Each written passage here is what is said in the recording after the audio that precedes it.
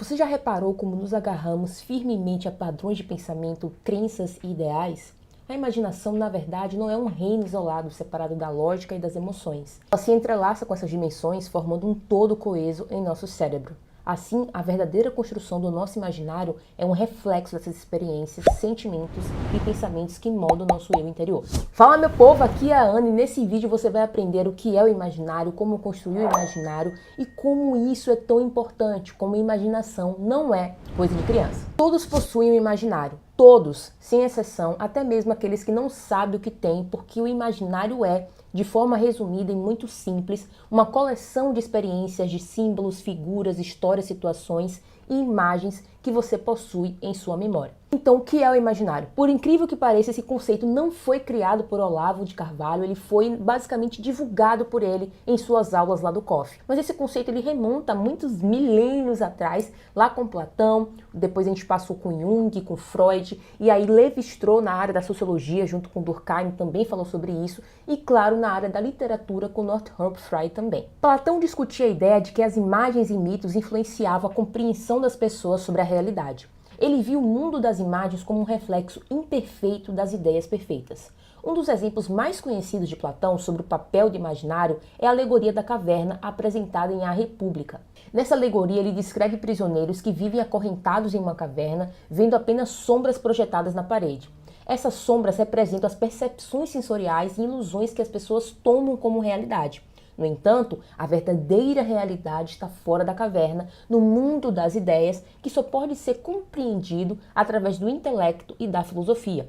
A caverna, então, simboliza o mundo do imaginário, onde as percepções são limitadas e distorcidas. Platão também utilizava os mitos em seus diálogos para explicar os conceitos filosóficos complexos. Ele acreditava que os mitos poderiam servir como ferramentas pedagógicas para comunicar verdades profundas de maneira acessível.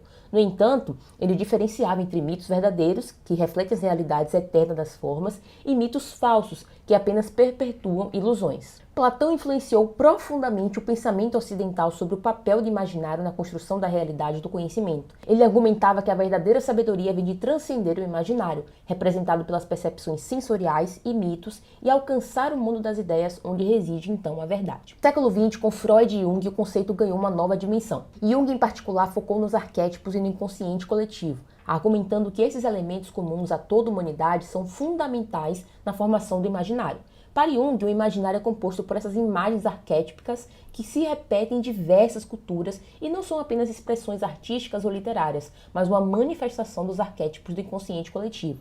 Ele introduziu a ideia do inconsciente coletivo, que seria uma camada mais profunda do inconsciente e que ela não é pessoal, mas ela seria compartilhada com toda a humanidade. Diferente do inconsciente pessoal, que é formado por experiências individuais reprimidas, o inconsciente coletivo é composto por elementos universais que Jung chamou de arquétipos. Os arquétipos são padrões primordiais de comportamento e imagens universais que existem em todas as culturas e épocas. Elas são estruturas básicas do imaginário humano e aparecem em mitos, sonhos, arte, religião e outras expressões culturais, como por exemplo o arquétipo do governante, do bobo da corte, do fora da lei.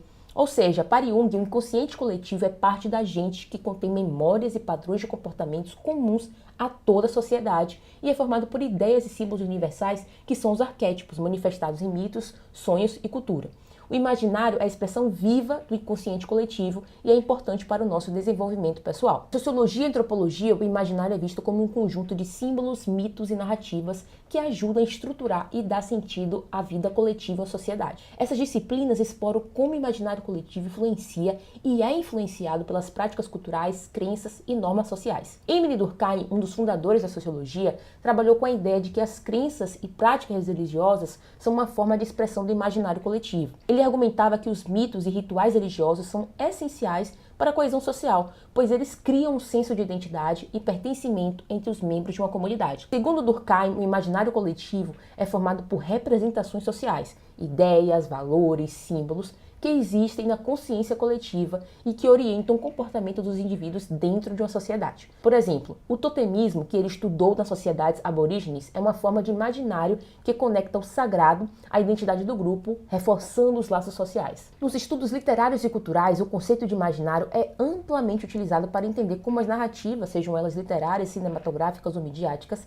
ajudam a mudar as percepções das pessoas sobre identidade, sociedade e mundo ao redor. Já Levi-Strauss trouxe o conceito de estruturalismo para o estudo do imaginário, ou seja, ele propôs que o pensamento humano é organizado de forma estruturadas e que os mitos e narrativas são expressões dessas estruturas mentais universais. Para ele, o imaginário é composto por estruturas subjacentes que são comuns a todas as culturas, mas que manifestam de diferentes maneiras. Os mitos, por exemplo, são uma forma de resolver contradições internas da sociedade, como a vida e a morte, a natureza e cultura, o masculino e o feminino. Ele mostrou que os mitos de diferentes culturas, embora pareçam diversos na superfície, compartilham padrões profundos e estruturas narrativas semelhantes. Isso reflete uma lógica interna do imaginário humano que busca explicar o mundo através de oposições e reconciliações simbólicas. Northrop Frye, que foi um influente crítico literário canadense, ele desenvolveu teorias significativas sobre a formação do imaginário na literatura e na cultura. Suas ideias sobre esse tema são fundamentais para entender como as narrativas e símbolos moldam nossa compreensão do mundo. Frye argumenta que o imaginário coletivo é fortemente influenciado por mitos e arquétipos recorrentes na literatura e na cultura. Esses padrões narrativos e simbólicos universais formam a base do nosso entendimento e interpretação do mundo.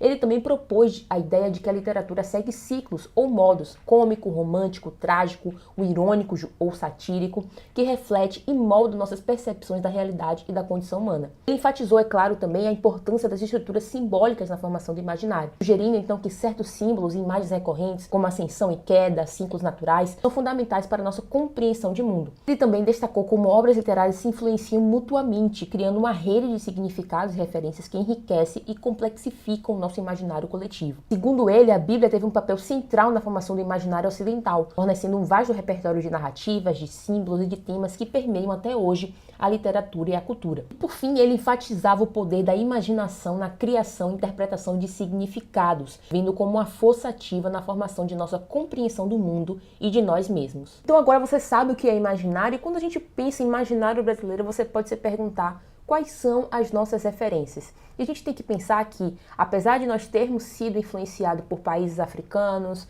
colonizados pelos portugueses e ter influências disso na nossa cultura, a gente também criou muita coisa. E a gente criou, logicamente, com base em referências. Essas referências são diversas, então a gente tem referências na literatura, na música, na arte, e cada uma dessas forma o nosso imaginário brasileiro. Então, logicamente que eu sou muito mais inclinada a falar da literatura, eu vou dar um exemplo. Machado de Assis é algo que forma o nosso imaginário brasileiro. Não só por ele ter sido um clássico, mas como eu já falei em outras oportunidades, um clássico, ele é um clássico não só porque ele simplesmente foi colocado ali no instante e falaram assim, não, esse livro aqui é um clássico. Na verdade, um clássico é um clássico porque, primeiro, ele ultrapassou a barreira do tempo e ele fala de temas universais. Temas universais são aqueles temas que podem passar anos e anos e anos e as pessoas estão ainda falando sobre isso.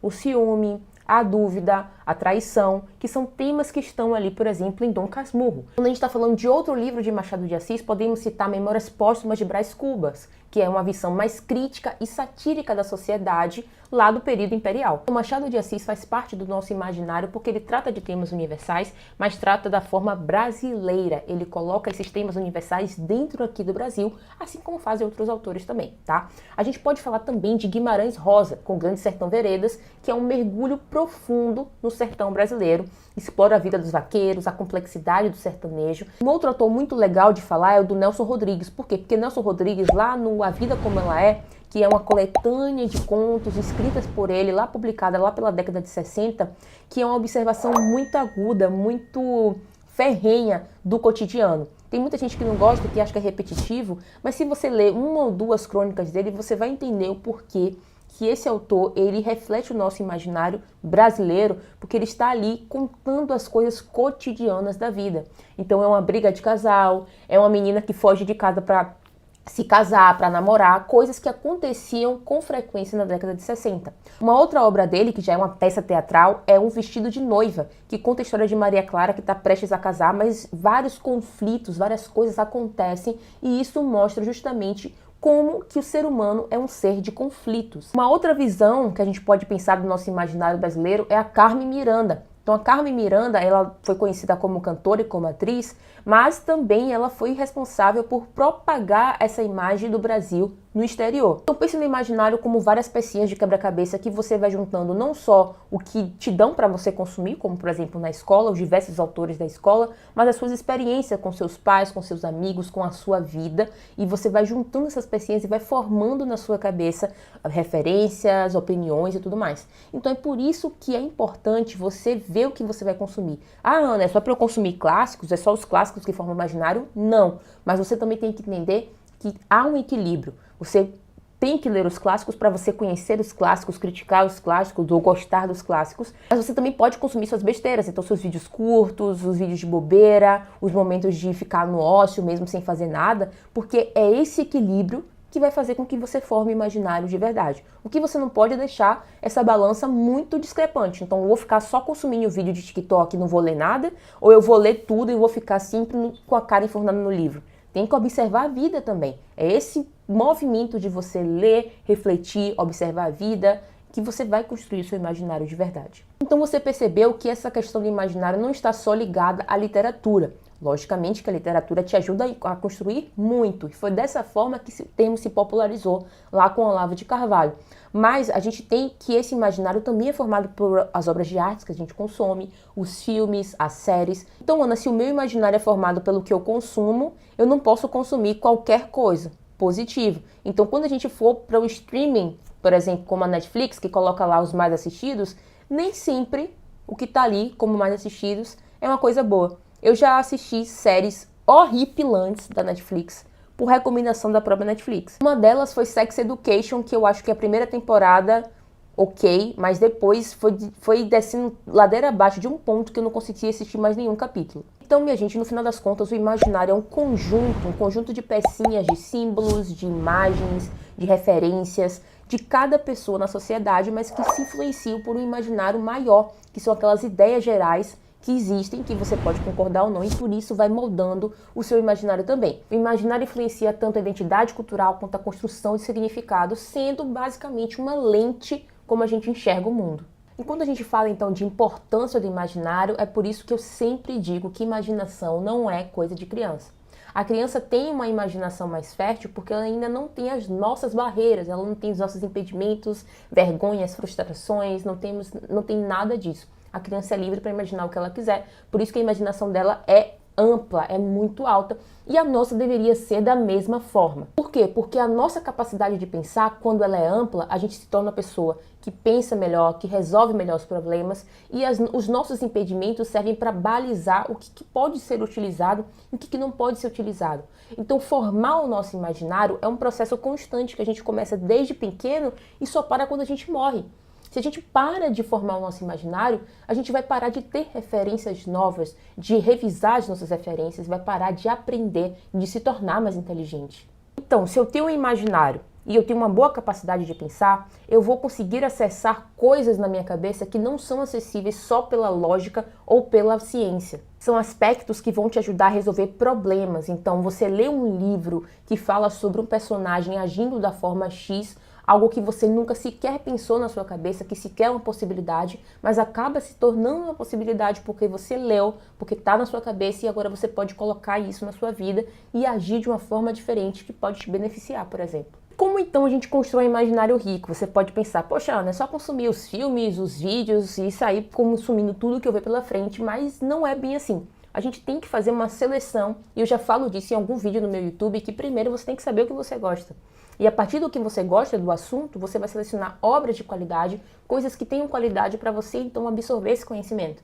Porque não envolve só você consumir qualquer coisa de qualquer assunto. Primeiro tem que ter a ver com você. E segundo, tem que ter alguma informação relevante que seja verídica também. Então, por exemplo, lá no Clube Leia Mais, a gente insere livros de diversos autores. O que a gente está lendo agora é Dona Flor e seus dois maridos, de Jorge Amado, que é um autor hiper mega aclamado, um autor baiano, hiper mega aclamado, mas que muitas vezes ele não é tão compreendido. Por quê? Porque ele não tem uma linguagem clássica. Ele é como se fosse um autor do povo mesmo. Ele tem a sua forma própria de escrever, ele inventa muitos personagens, ele tem uma linguagem mais esdrúxula, mas ele é um autor que reflete o nosso imaginário. imaginário, ele é um autor que reflete o imaginário baiano, por assim dizer. Então, se você quiser conhecer as obras contemporâneas e clássicas e ler um livro por mês com materiais extras, com grupo exclusivo, com uma aula ao vivo, clica aqui no primeiro link da descrição e entre para o Clube Leia Mais, que é o clube mais acessível do Brasil, porque por apenas R$19,90 você lê um livro por mês, mas também tem acesso a todos os outros livros que nós já lemos. E você pode experimentar sem nenhum problema. Você assina por um mês, vê se você vai gostar, e se não gostar, você pode cancelar sem taxa de cancelamento e sem fidelidade. Então, a arte e a música também são fundamentais para você formar o seu imaginário, porque a música e a arte permitem que você sinta e compreenda as culturas diferentes. Então, se você consome uma arte clássica, você vai começar a ter o feeling de artes clássicas para você analisar outras obras, por exemplo. Músicas tradicionais de cada região também podem despertar sentimentos e interesses que você nunca teve. Então você precisa ir atrás de consumir coisas que você nunca consumiu, ao mesmo tempo que vê o que te interessa ou não. Porque você pode também criar novos interesses. Mas comece com os seus para você criar ritmo, criar hábito de consumir coisas novas e de formar o seu imaginário. Vou dar um exemplo. Se não fosse a minha pesquisa, eu jamais teria assistido A Viagem de Chihiro, porque não era um filme, não era um estilo que eu achava que eu gostava. Mas quando eu assisti, eu gostei. Ted Lasso também é uma série que eu tô gostando muito de assistir. A construção do personagem do Ted, a construção da narrativa a partir daquele time de futebol tem sido incrível para mim. Eu tenho aprendido muito sobre narrativa e sobre empatia com as pessoas, mesmo que você não goste delas. E há outras séries e filmes mais clássicos, como The Good Father, como é um filme, enfim, Poderoso Chefão, é um filme classiquíssimo. E nós temos a série hypezinha até hoje, que é o Game of Thrones, que terminou de uma forma horrorosa, mas se você assistir até a 5ª temporada, você vai ser muito feliz. Você tem que consumir também bons livros, e aqui, como eu falo, consumir livros clássicos, sim, mas você também pode consumir outros livros. Por exemplo, Ana Karenina é um livro clássico, recomendo muito. A Metamorfose também é um livro clássico, curtinho, 80 páginas, recomendo também. A Verdade sobre o Caso de Henri Quebet é um livro de um autor contemporâneo, aí suíço, se eu não me engano. É maravilhoso o jeito que ele constrói e o jeito que a gente vai e volta na narrativa sem nos confundir, mas enfim, nos deixando super curiosos para saber o que de fato aconteceu naquela noite. E outros tantos autores, como A Sombra do Vento e Don Quixote, mas eu vou deixar tudo aqui na descrição para você olhar com calma, tá bom? Ana, eu tenho que gastar muito dinheiro para formar o meu imaginário. Não. Primeiro, vídeo no YouTube. Os vídeos do meu canal aqui, por exemplo, te ajudam a formar o seu imaginário. Mas você pode pesquisar sobre o assunto que você gosta aqui no YouTube. Você também pode olhar para a sua vida. Quando você desce o elevador, quando você abre o portão da sua casa, você tá no celular ali, ó, você não tá nem observando se tem um cachorro latindo, se tem alguém passando na rua, você perdeu a capacidade de observar a vida à sua volta. Você pegar um ônibus hoje em dia pode te causar uma sensação diferente se você começar a prestar atenção. O cobrador, ele tá cansado, putz, nem tem mais cobrador aqui, é só aquela maquininha, o cobrador foi substituído por uma maquininha de passar o cartão. Mas agora o motorista também virou cobrador, será que ele tá muito mais cansado do que o comum? Poxa, essa praia aqui já foi melhor. O que aconteceu com ela? Será que tá porque tá com muita gente? Ou será que é porque estão jogando lixo na praia? A gente não se faz mais essas perguntas. Essas perguntas, elas se tornaram idiotas, porque a gente tá sempre ali com o celular na mão. Então, quando a gente... Putz, cara, minha vida aqui, mano, olha, tem esse livro aqui. Tipo assim, tem letras, beleza, tem palavras, mas tem o próprio livro. Por que o livro foi feito desse tamanho? Por que eles colocaram essa capa aqui e não outra? Então, pensar sobre isso é você olhar com cuidado para as coisas. E por último, você pode estar se perguntando, uma coisa tão importante quanto formar o imaginário tem sido tão negligenciada e por quê?